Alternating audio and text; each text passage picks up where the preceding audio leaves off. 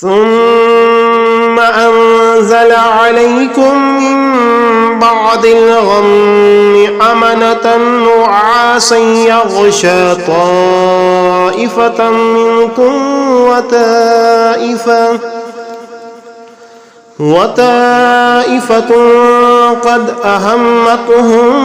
أنفسهم يظنون بالله غير الحق ظن الجاهلية يقولون هل لنا من الأمر من شيء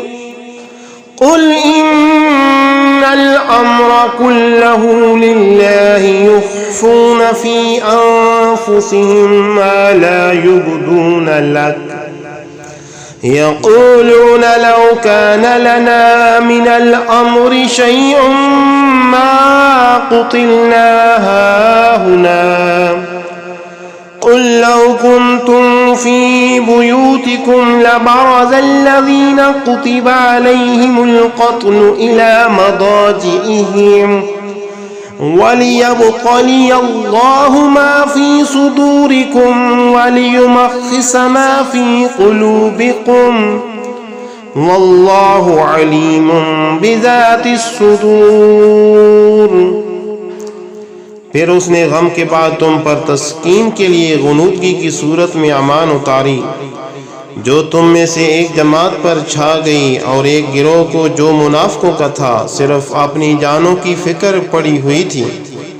وہ اللہ کے ساتھ ناحق گمان کرتے تھے جو محض جعلیت کے گمان تھے۔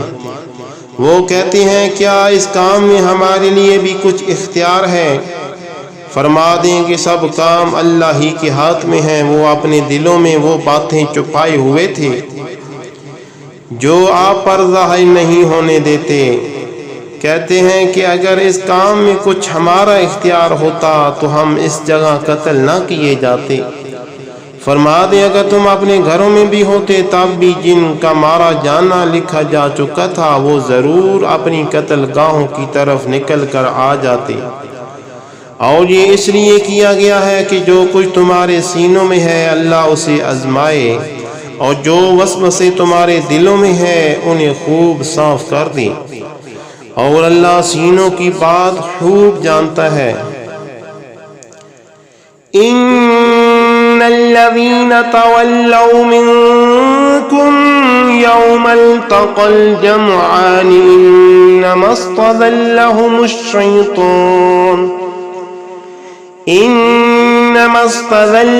الشيطان ببعض ما كسبوا ولقد عفا الله عنهم إن الله غفور حليم۔ بے شک جو لوگ تم میں سے اس دن بھاگ کھڑے ہوئے تھے جب دونوں فوجیں آپس میں گتھم گتھا ہو گئی تھیں تو انہیں محض شیطان نے پھسلا دیا تھا ان کے کسی عمل کے باعث جس کے وہ مرتکب ہوئے، بے شک اللہ نے انہیں معاف فرما دیا،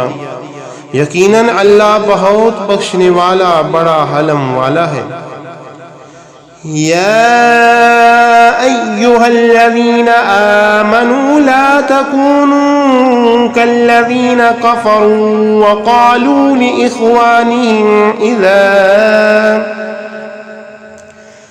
وقالوا لإخوانهم إذا ضربوا في الأرض أو كانوا غزا لو كانوا عندنا ما ماتوا وما قتلوا ليجعل الله ذلك حسرة في قلوبهم والله يحيي ويميت واللہ بما تعملون بصیر۔ ہے ایمان والوں تم ان کافروں کی طرح نہ ہو جاؤ جو اپنے ان بھائیوں کے بارے میں یہ کہتے ہیں جو کہیں سفر پر گئے ہوں یا جہاد کر رہے ہوں اور وہاں مر جائیں کہ اگر وہ ہمارے پاس ہوتے تو نہ مرتے اور نہ قتل کیے جاتے، تاکہ اللہ اس گمان کو ان کے دلوں میں حسرت بنائے رکھے، اور اللہ ہی زندہ رکھتا اور مارتا ہے، اور اللہ تمہارے اعمال خوب دیکھ رہا ہے۔